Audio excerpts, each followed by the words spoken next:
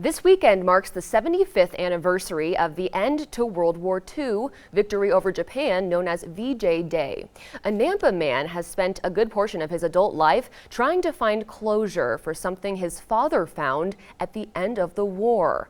Our Don Nelson has the story.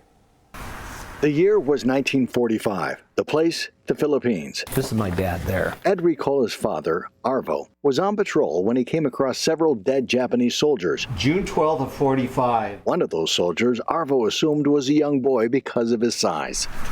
He was very sad for this boy, found his scrapbook, buried the boy, put rocks on top of the grave so the insects and the animals would not eat the body. Brought the diary back home, kept it in our cedar chest till 1974 when he died.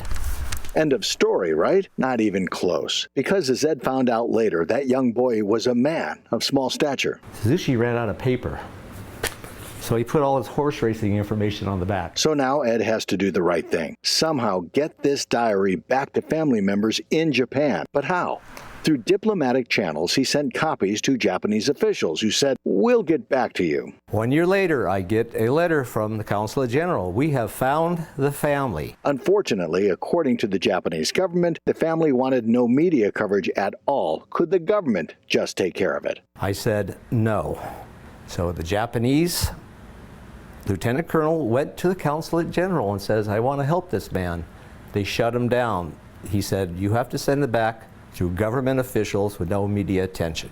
Ed was skeptical that the Japanese government wasn't telling him the whole truth about finding any family members. After the story ran in a local Seattle newspaper, a man who happened to be a private investigator said he could help. As a matter of fact, through the investigators' contacts in Japan, they found a daughter. He found the family. He found a daughter of Zushi. He approached the daughter and says, we have somebody in the United States that want to return your father's scrapbook. He was MIA. They never knew what happened to him. Whether the daughter had put that part of her life behind her or simply just didn't want it, Ed's lifelong quest was at the end of the line. He came to the conclusion he may never know. I gave it the old college try and it didn't work.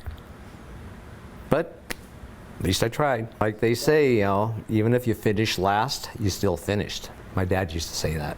And if Arvo Ricola was still with us, he would probably tell his son, "Well done, Ed." Can never forget about him. Don Nelson, Idaho News 6.